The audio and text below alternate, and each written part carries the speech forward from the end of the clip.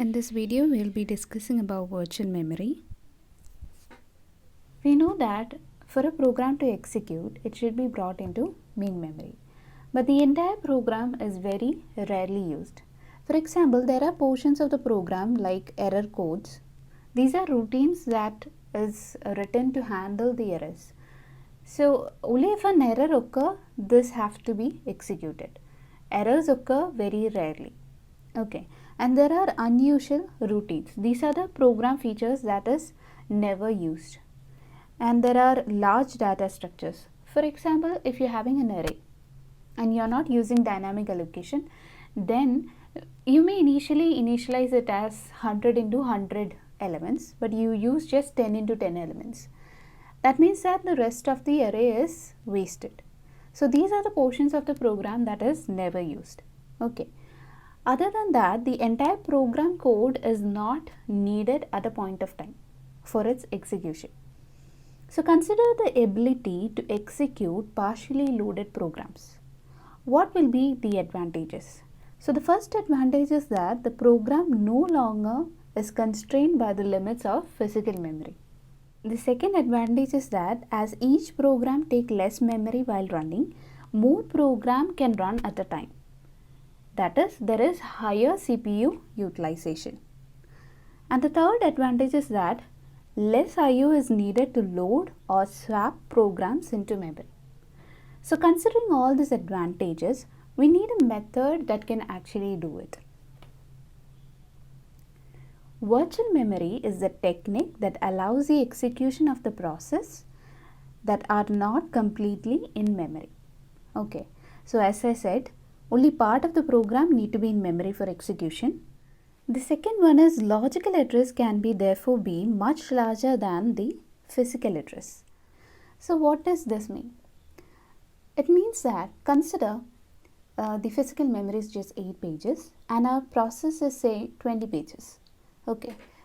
If you don't have a method like virtual memory, you cannot execute it. Why? Because bringing the whole program into physical memory is not possible. Because bringing 20 pages into a physical memory of 8 pages is not possible. So you need a method like virtual memory. Okay.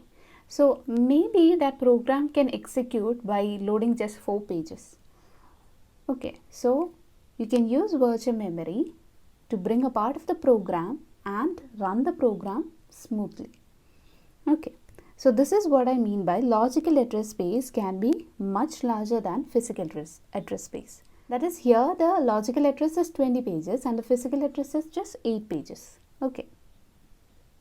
Another advantage of this is that the programmers are free from the concern of the memory and storage limitations. That is, if it was an older method, then the programmer have to think and should be concerned about how much memory is available in the physical memory. Say, if it was 8 pages, then the programmer have to limit the functionality of the process to 8 pages.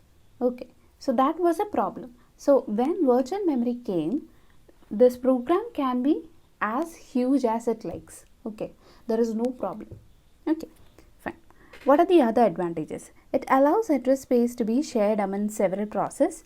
It allows more efficient process creation. More programs can be running concurrently, so you'll increase the CPU utilization. Less IO is needed to load and swap processes. So here the IO we are speaking is disk IO. Okay, so if it was an earlier method, then you have to bring 20 pages. Now you just have to bring 4 pages. And when you are swapping out a process, you have to swap out just 4 pages. So that is why we are saying there is less IO. Okay, so these are the advantages of using virtual memory. Okay. Now, moving on to virtual address space. The virtual address space of a process refers to the logical view of how a process is stored in memory. The logical view of a program, it starts from 0 and exit at some continuous memory location. And we have physical memory that is organized in page frames, and we have memory management unit to map logical memory to physical memory.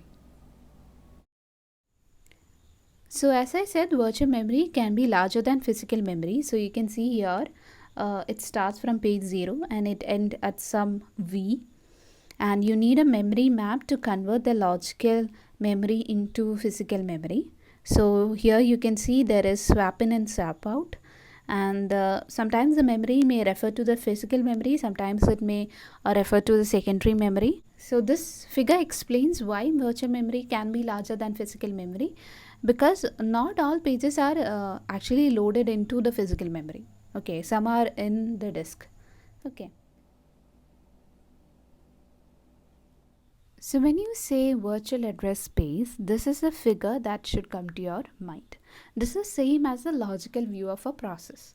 Okay, so you have a stack, you have a heap, you have data and code part.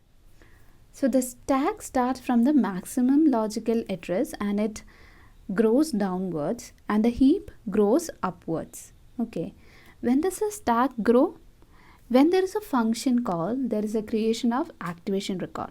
So this is when the stack grows. This is kept in the stack. When does a heap grows? When there is a dynamic allocation. For example, if you are using malloc, then the heap grows. Okay, so what are those things that you can do with this virtual address space? One huge thing that you can do is that if you have to process, that is using a system library, rather than keeping a copy of the system library in the virtual address space of each process, you can actually map the system library that is residing in the physical address. This is the figure. So consider P1 and P2 are two processes, and these two processes is using certain system library.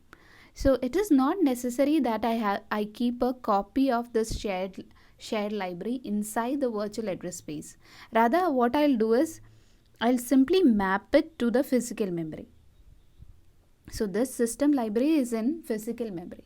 There is just a map. There is no copy of this. This is one thing that you can do in virtual address space.